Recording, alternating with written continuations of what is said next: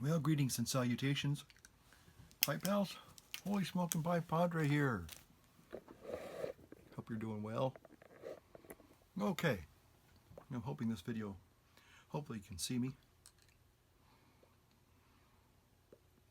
So, let me just start off by saying that many of you are going to absolutely hate this video. You're going to be angry. You're going to be upset. Let's just get it out of the way. Okay? Because of some of the things I'm going to say in this video today. Okay, but first, the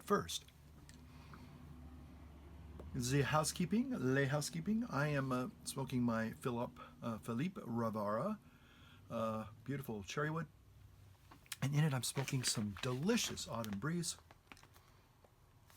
from the Briar Patch, and it goes with my autumnal coffee that I'm also enjoying with it. Great combination. Great coffee, great pipe tobacco.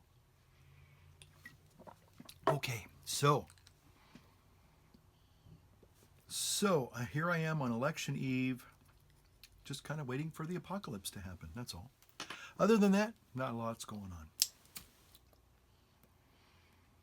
on. Delicious. Okay.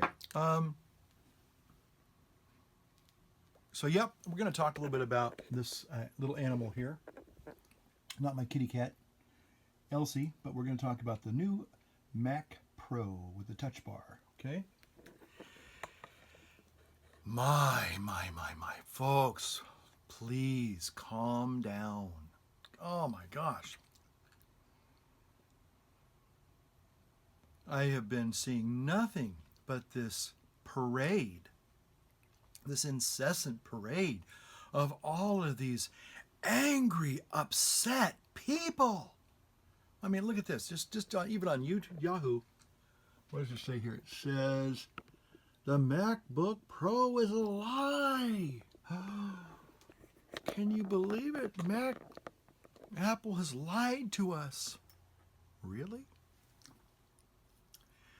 All I can say, folks, is you're really blowing this whole thing out of proportion. Really.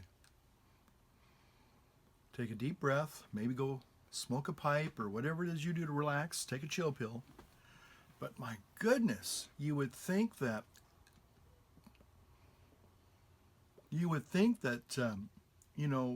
Hillary Clinton became president of the United States, for crying out loud, and the world's going to hell in a handbasket, which it could very well be. Who knows what the next 24 hours will bring? But that's that's another point.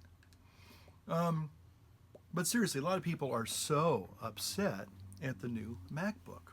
And I started thinking about it. And what's interesting is it seems like everybody and their dog, or if you're like me, and I am, a cat, everybody and their cat, wants to get on YouTube and decry the horrible situation with Apple and how horrible this new MacBook Pro is and how Apple has somehow done this horrible, unforgivable sin by creating this MacBook that isn't what people were expecting. Okay.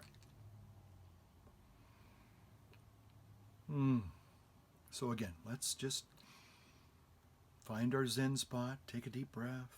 It's all going to work out. It's all going to be okay.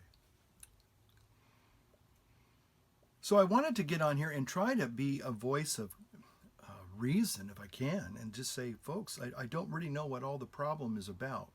I really don't. And so what I wanted to do, I have a couple of notes that I took here that I wanted to make for this video. Some people are all upset. I mean, everybody's all upset about the lack of legacy ports. And I understand that.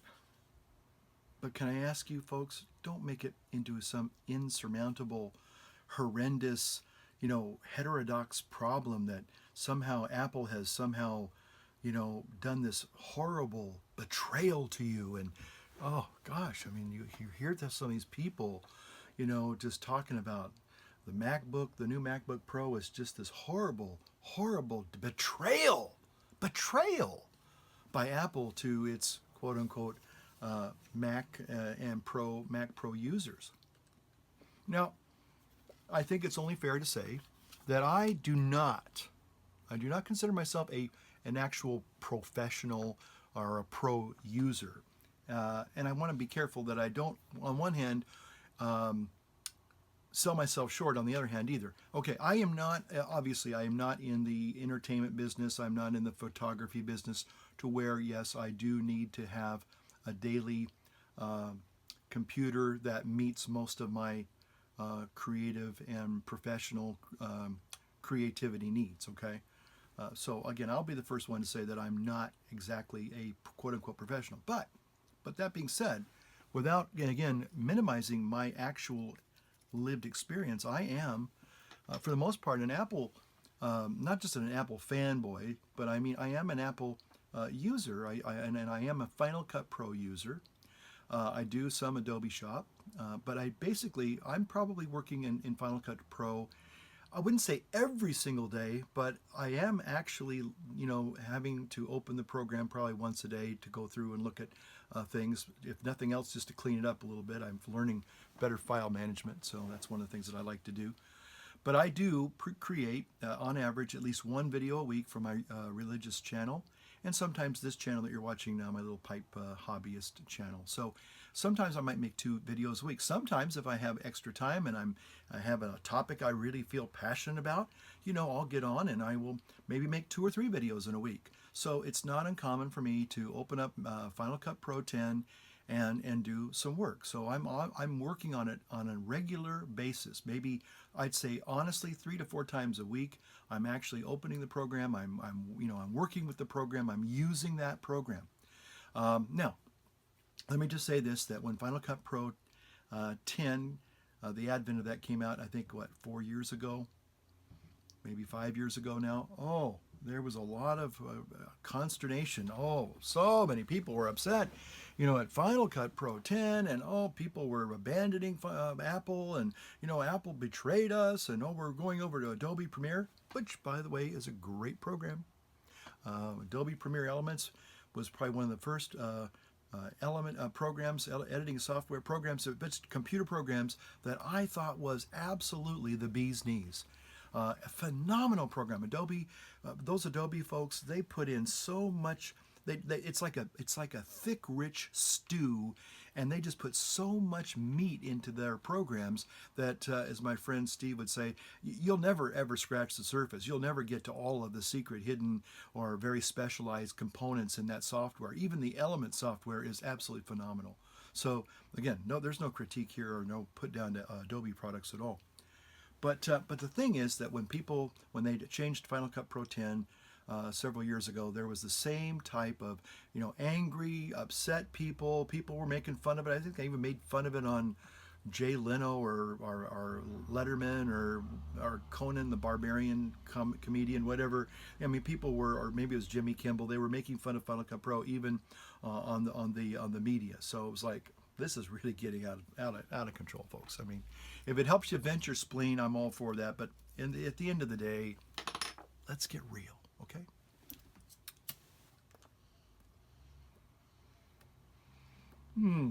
Yeah, this autumn breeze is very, very tasty. It's a sweet tobacco. I like it. And it's autumn, so why not smoke autumn breeze? Okay. All right, so here are some things that I've been thinking about. Okay, everybody's making a big deal. The old saying, making a tempest out of a teapot, when there's no need for it. There's just no need for it. Okay, and I wrote down some things here that I think are really, really important. Now, the first one that I want to talk about is this.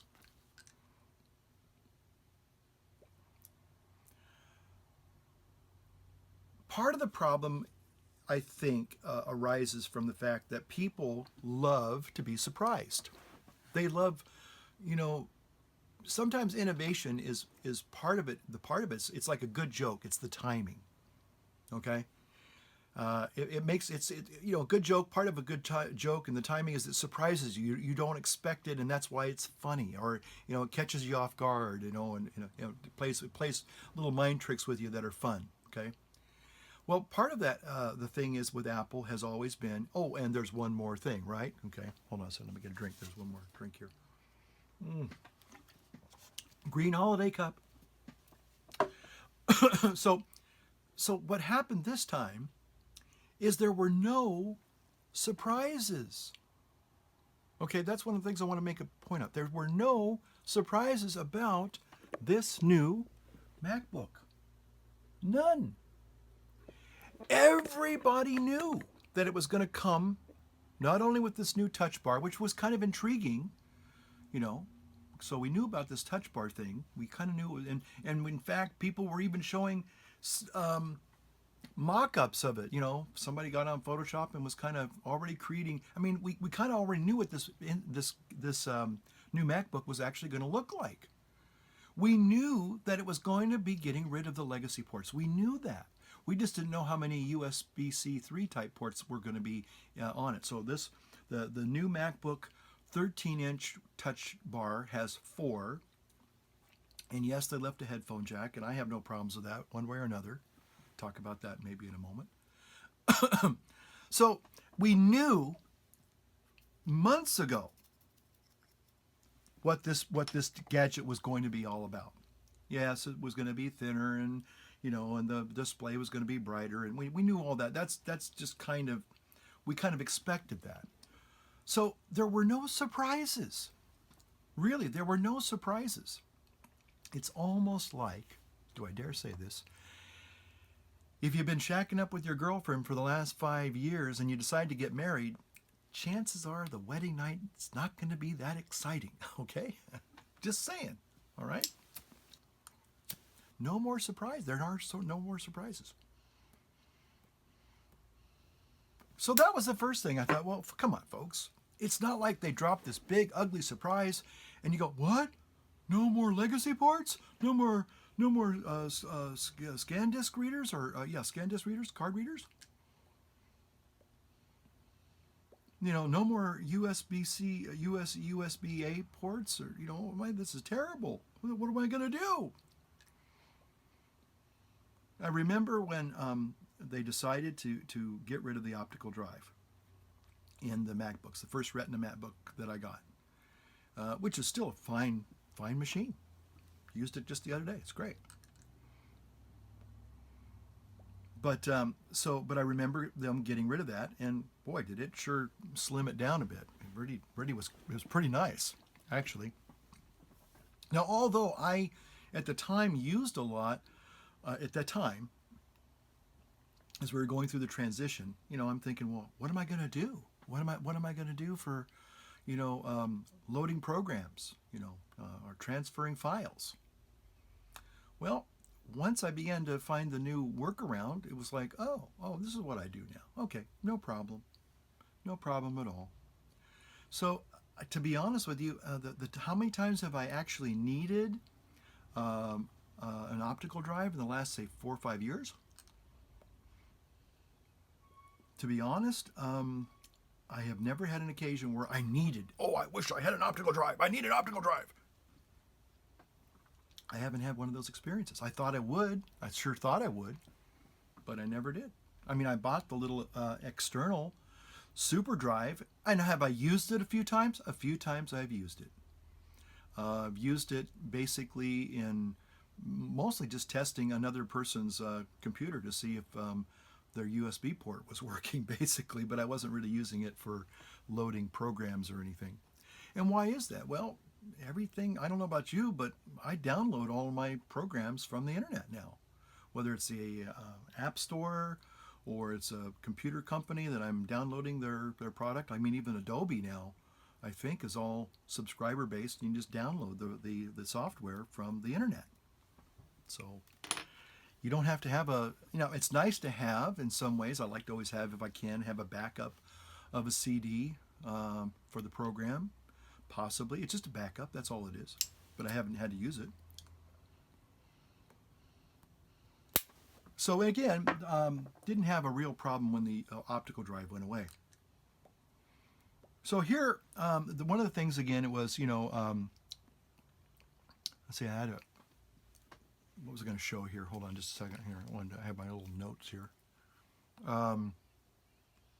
Another thing, too, a lot of people are trashing the new MacBook Pro 16, and all they're doing is talking about the actual bottom tier MacBook Pro 16. In other words, the true Touch Bar MacBook Pro isn't even out for purchase yet.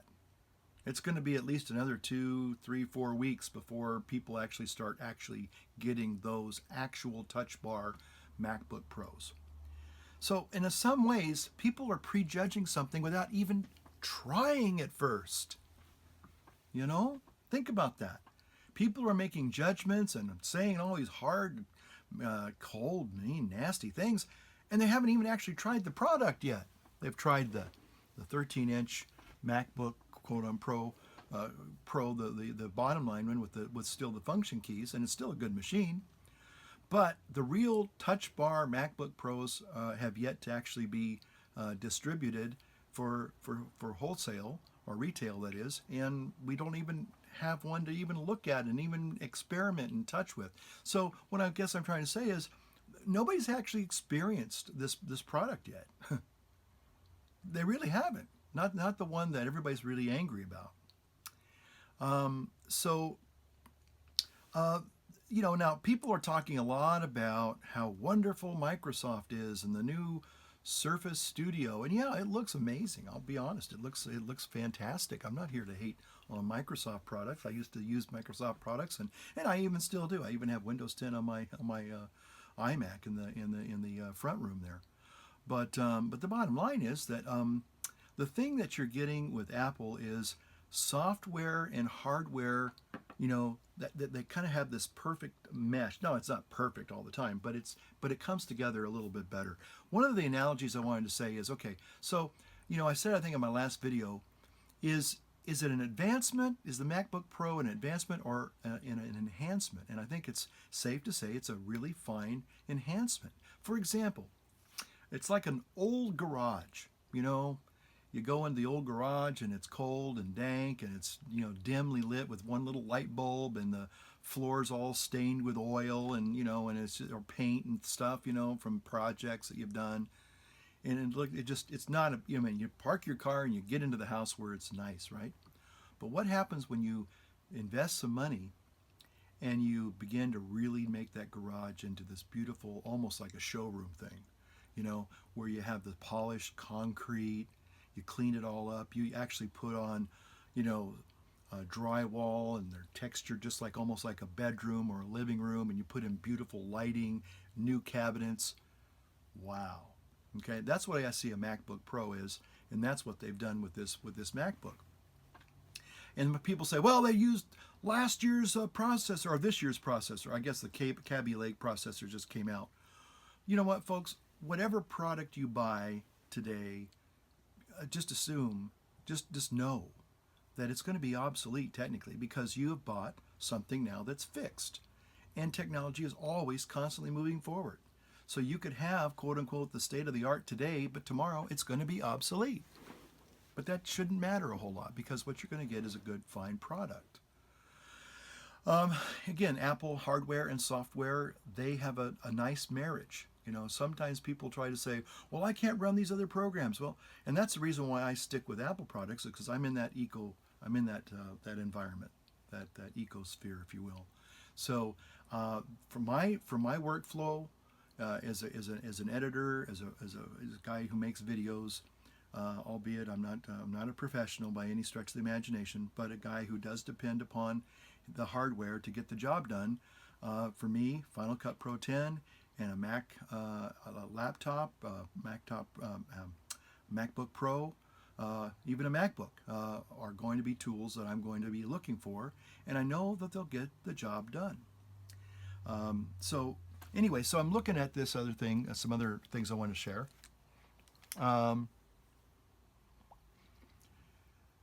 So what I wanted to do now is again, everybody's all upset about the lack of legacy ports. Now, it did come out on the new MacBook, which came out this year as well. And people are saying, but I can't connect anything to it. Again, and they will concede, well, I need a dongle. Okay. But they make it sound like it's this horrible, unforgivable, untenable solutions. Like, oh, I got to have a dongle now. But here, let me just show you. So we got the old MacBook here. Yes, I know it's rose gold. I know.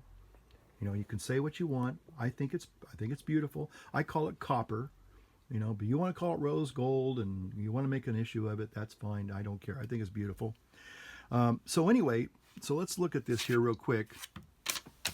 If I can turn this down and just show you. Okay. All right. That should work. Okay, so there it is. So people say, well, I can't plug in, my...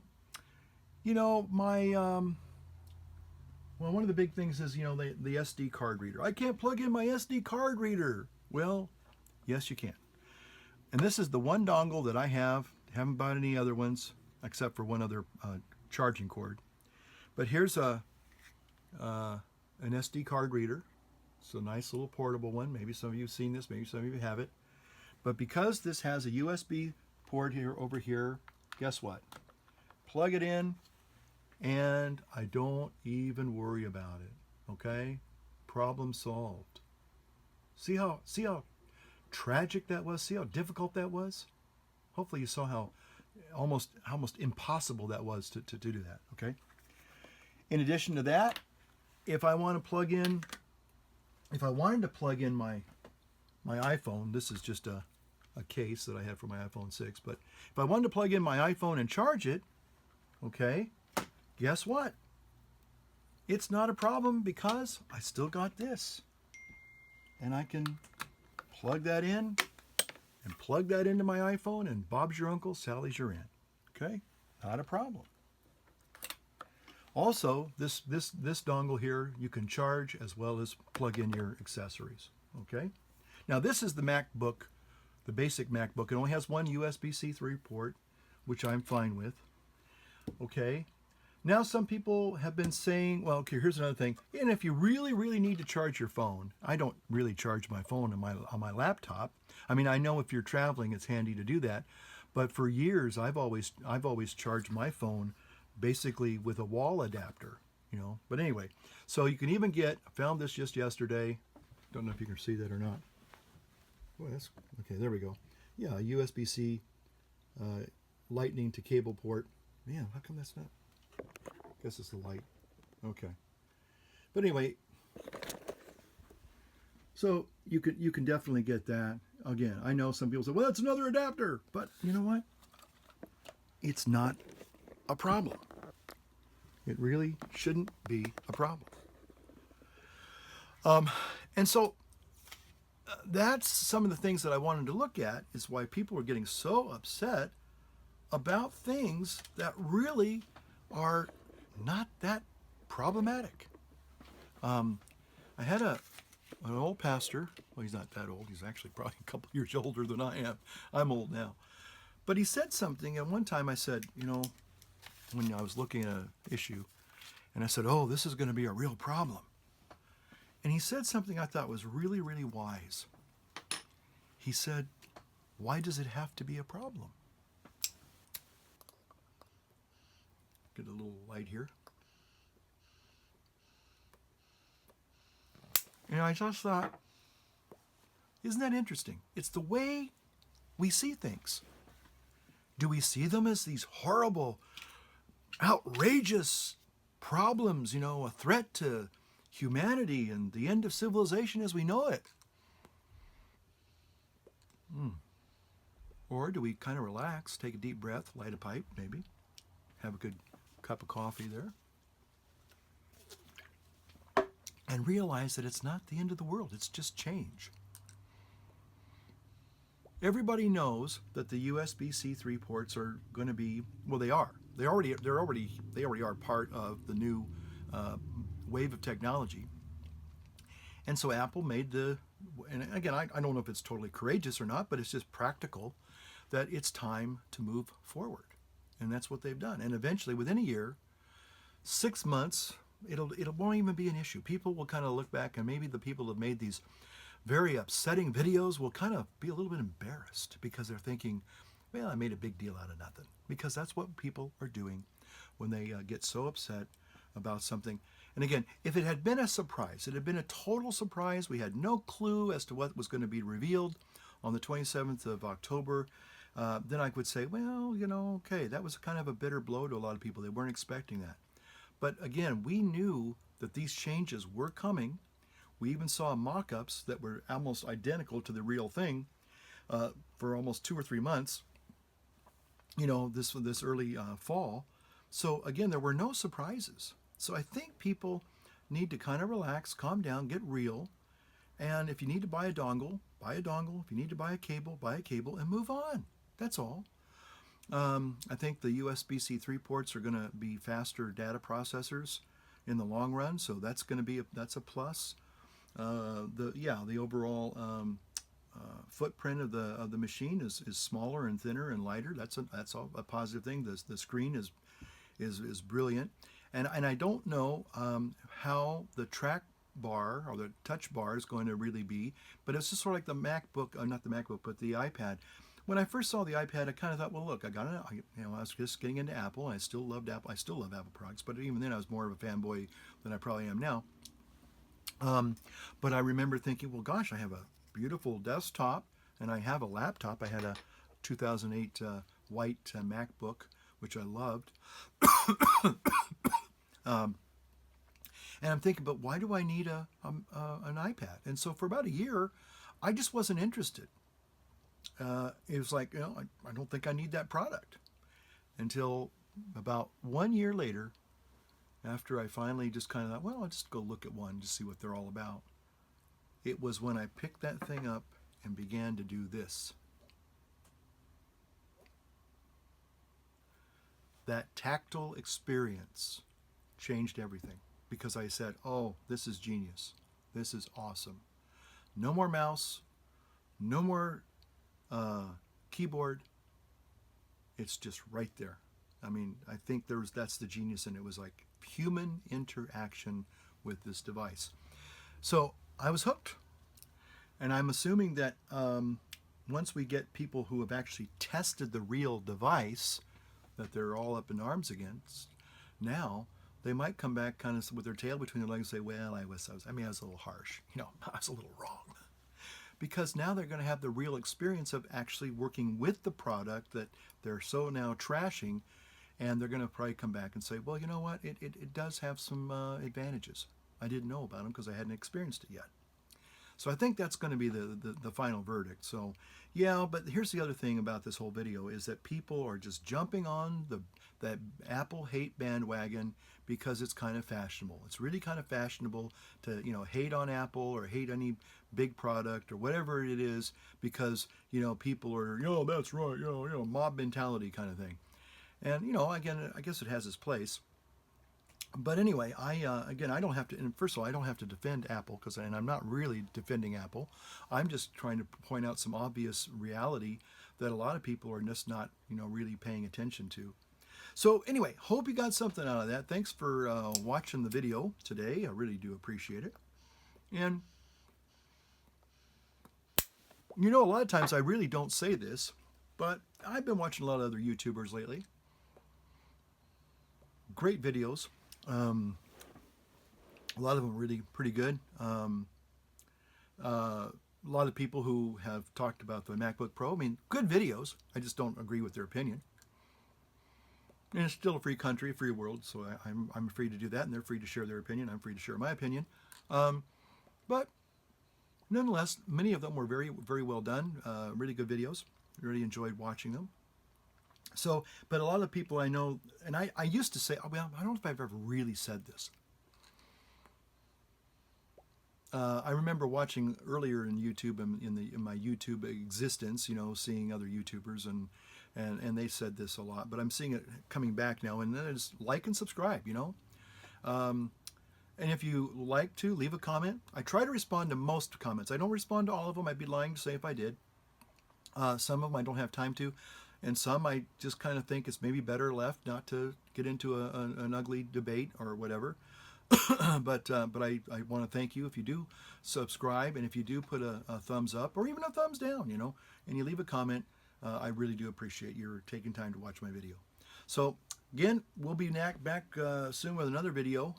I have some opinions that have just recently come out from Pope Francis. I think I might even talk about that on this channel here, because I'll be a little more candid, I think. And but anyway, you'll have to wait and see what the video will entail on that one. So thanks for watching. Again, like and subscribe if you care to. Leave a comment also, and we'll see you in the next video. Stay well now. Bye-bye.